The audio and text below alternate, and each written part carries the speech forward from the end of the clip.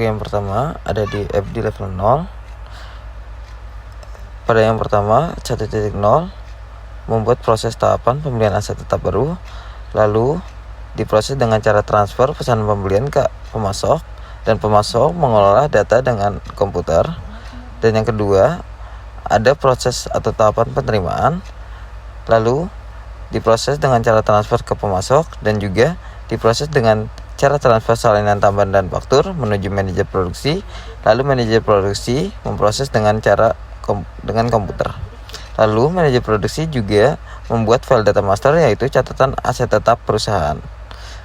Lalu yang ketiga ada tahapan atau proses hutang usaha. Dari Departemen Hutang Dagang memproses dengan cara transfer otorisasi pembayaran ke hutang usaha, lalu hutang usaha membuat file data master. Departemen Hutang Dagang juga memproses dengan cara transfer rincian dan salinan transaksi menuju manajer produksi, lalu manajer produksi memproses dengan komputer, dan manajer produksi membuat file data master. Yang keempat ada tahapan proses pengeluaran kas, yaitu dengan diproses dengan cara transfer pembayaran ke bank, lalu bank diproses dengan komputer, dan bank proses dengan cara transfer, yaitu transfer ke pemasok. Lalu tahapan pengeluaran kas juga membuat file data master, yaitu jurnal pengeluaran kas. Yang terakhir, tahapan 5.0 proses tahapan akuntansi aset tetap atau sudah dinyatakan aset tetap. Jadi saya akan melanjutkan di FD level 0 yang sebelumnya telah dijelaskan oleh rekan saya.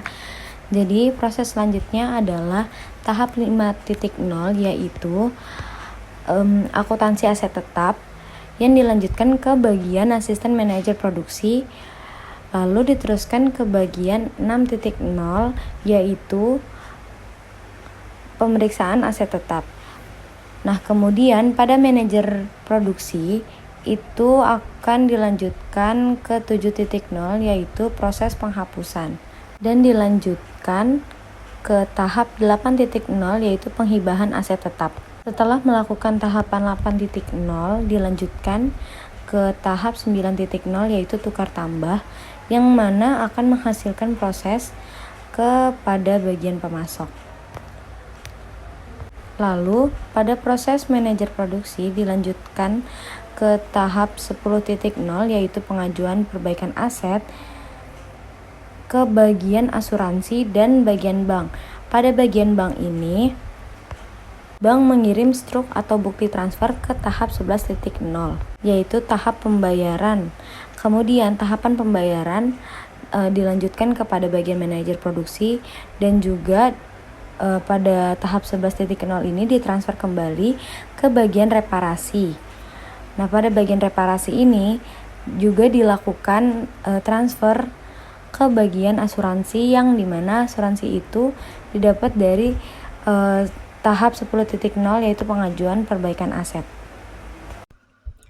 Baik, karena tadi oleh rekan saya sudah dijelaskan mengenai data flow diagram dari perusahaan Jim & Clean, maka saya, Anissa Nur Ramadhani, dengan NIM 221010-2002, akan menjelaskan bagaimana flowchart atau diagram pada sistem di perusahaan Jim & Clean ini. Nah, mulai dari entitas pertama, yaitu manajer. Disinilah proses ini dimulai. Jadi yang pertama di sini ada gambar terminator simbol atau simbol pada flowchart yang berfungsi untuk memulai atau menyelesaikan suatu sistem. Nah, di sini kita akan memulainya di bagian entitas manager. Lalu setelah itu akan di bagian entitas manager ini akan dilakukan proses secara manual negosiasi aset tetap dengan pemasok.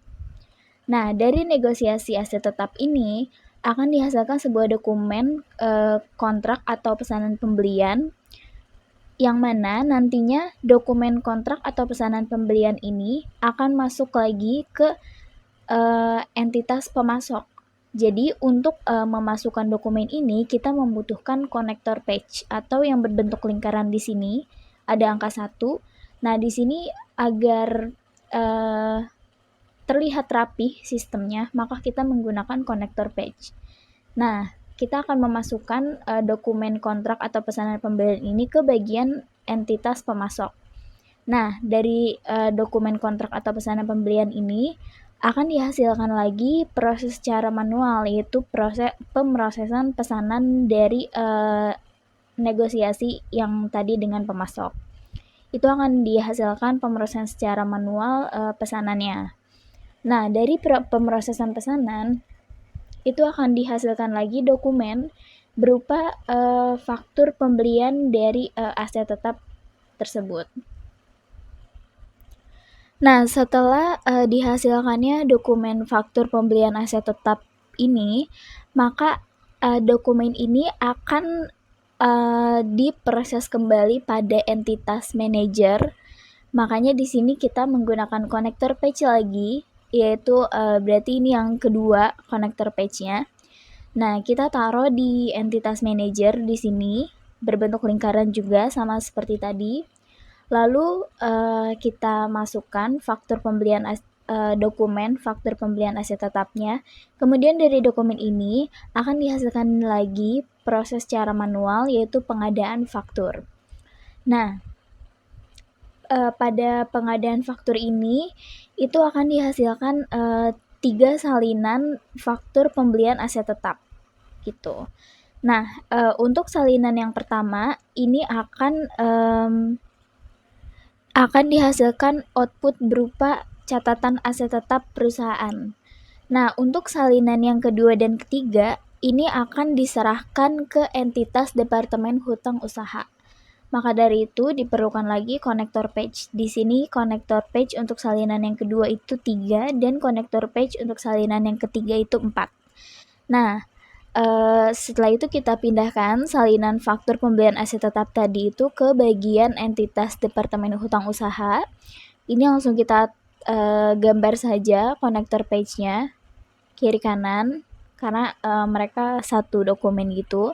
Kemudian nantinya di salinan yang ketiga di konektor page yang 4 ini itu akan dihasilkan output berupa hutang dagang perusahaan gitu.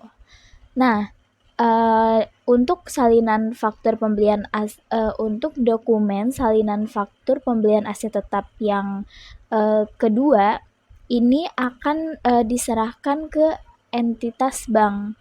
Nah, setelah salinan faktur pembelian aset tetap yang kedua ini masuk ke dalam entitas bank, itu akan dihasilkan proses secara manual lagi, yaitu proses transfer ke pemasok. Nah, dari proses tersebut akan dihasilkan dokumen berupa struk bukti transfer. Nah, struk bukti transfer ini akan masuk lagi ke entitas Departemen Hutang Usaha. Di sini kita menggunakan konektor page lagi, yaitu yang kelima. Nah, langsung saja pada Departemen Hutang Usaha kita masukkan dokumen struk bukti transfernya. Kemudian dari struk ini akan dihasilkan output berupa jurnal pengeluaran kas. Nah, pada jurnal pengeluaran kas ini merupakan proses yang terakhir dari perusahaan Jim & Clean ini. Maka dari itu kita menggunakan terminator simbol lagi untuk menyelesaikan sistem ini. Begitu mungkin penjelasan untuk flowchart dari perusahaan Jim & Clean. Analisis kelemahan pengendalian internal. Yang pertama, pemisahan tugas, yaitu tidak terjadi pemisahan antara fungsi otorisasi yang dilakukan manajer produksi dan fungsi penerimaan ketika barang diterima dari pemasok. Yang kedua, pengendalian akses, yaitu pencatatan aset tetap yang dimiliki perusahaan dilakukan oleh manajer produksi yang berwenang melakukan pembelian dan penghapusan aset tetap. Yang ketiga, verifikasi independen, yaitu Departemen Hutang Dagang seharusnya juga menerima kontrak atau pesanan pembelian agar dapat dicocokkan dengan faktur dan bukti transfer. Yang keempat, catatan akuntansi, yaitu bagian keuangan tidak menerima salinan faktur dan bukti transfer dari Departemen Hutang sehingga tidak ada penyesuaian antara keduanya. Analisis kelemahan pengendalian internal.